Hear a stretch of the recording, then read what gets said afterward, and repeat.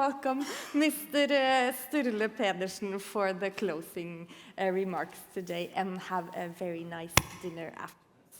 Thank you. Thank you.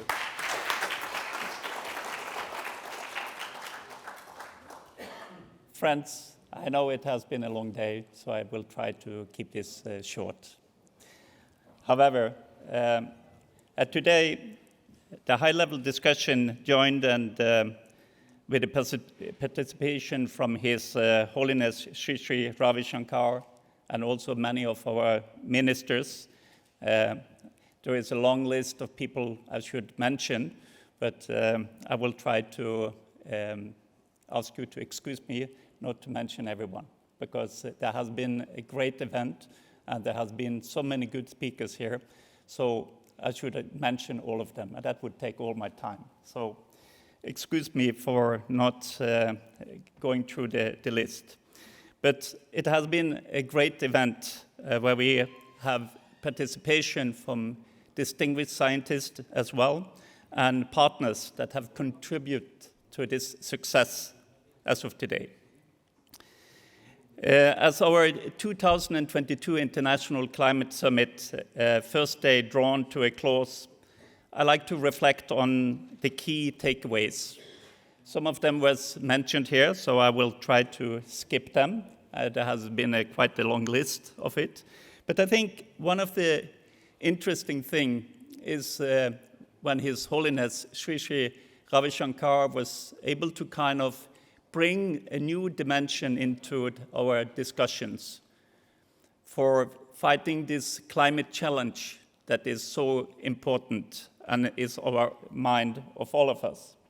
It was to think about how the ancient wisdom can give us a new perspective, and it can also give us, a way to unite on this challenge that we have, to think about Mother Earth, that we only have one world and we need to take care of it. We need to save it, because at this time, Mother Earth is sick, and we need to repair the damages that we have, that has taken place over the last 200 years. Many things have been learned and ideas generated, and importantly, friendship made and strengthened in the many presentations and panel sessions and discussions today. And tomorrow, we will have another day where we will meet and learn from our partners' projects who work in the hydrogen value chain. And I think that is to see how the work and the discussions is implemented. Today, we have heard about groundbreaking projects for scaling the hydrogen value chain and investment opportunities for both private and government projects. We have also had a session about technology challenges, how to succeed in scaling up production. Safety standards is, of course, number one priority. And how important this is has also been exposed. We are now bringing hydrogen from a limited area where we are producing it and using it as feedstock out to the public, and we have to do it in a safe way. We have to store large quantities, and we have to transport them by sea and by land. And we have also end application, which will increase the frequency of possibility for accidents. So it will be important to have a common set of standards in safety, and also to make sure that we can do capacity building would also be one of the important things. Decarbonization was also, of course, on our agenda, as this is perhaps one of the most important reasons why we are here today.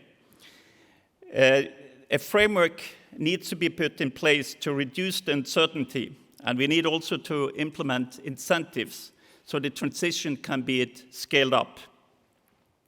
We have also had a discussion about the end users, because they are also important, and we discussed opportunities in the energy system that can support demand and the transition. And at last, we had this very interesting discussion and summary, which you just observed.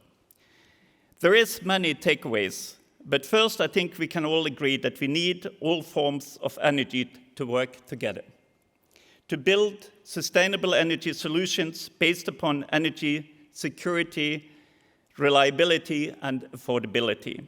And we need increased efforts to speed up decarbonization, enabled with the CCUS and green hydrogen.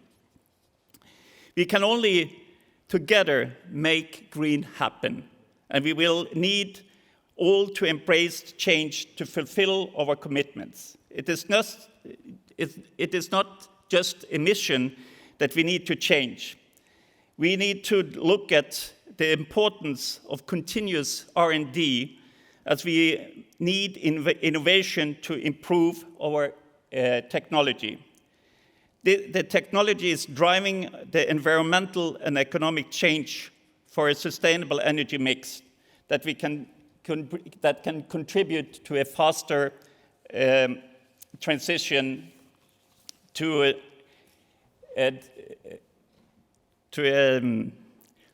sustainable energy system.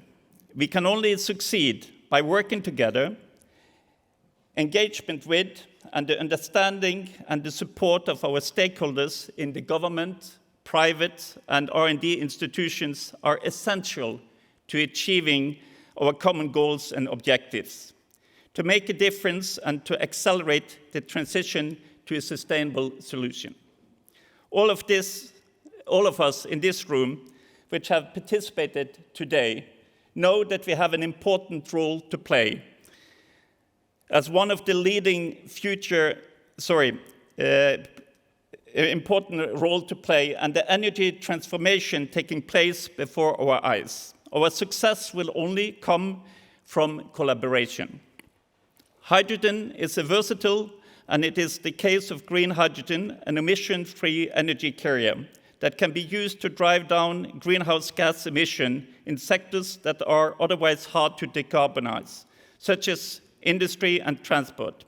I think all the participants view hydrogen as a crucial element in the bigger picture to achieve a climate-neutral economy, particularly for the energy system. Several large-scale initiatives have currently been deployed, and tomorrow we will see the Northern Lights project that can be a game changer in CO2 capture and storage. Today we have once more observed that there is a large room for cooperation between Norway and India. Yesterday, Indian Oil signed an agreement for cooperation with SINTEF and Greenstat. Nayana also signed an agreement for cooperation to set up a new green hydrogen pilot projects, and more agreements are in the pipeline. It will be important that the Indian and Norwegian governments are implementing investment policies, demand incentives, and supply balancing, enabling elements for markets and infrastructure.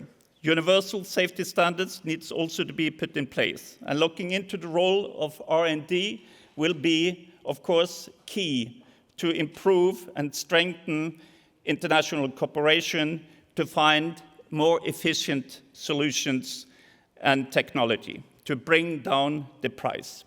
It is essential to arrive at international standards jointly and quickly for clean hydrogen regarding the carbon content of the products, so hydrogen can become genuinely tradable commodity.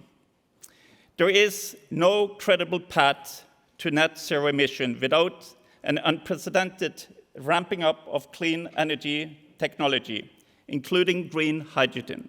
This means accelerating the deployment of existing technologies, stepping up our efforts to reduce cost and increase their performance, and successfully creating new markets and employment opportunities. Finally, I have kept you for a long time now. Allow me to thank our partners, PhD Chamber, the H2 Cluster, Hydrogenforeningen, the Moderne India, ALMA, and of course Greenstat ASA for hosting the second International Climate Summit in Bergen, and all the other speakers and moderators contributing today to the success of this event.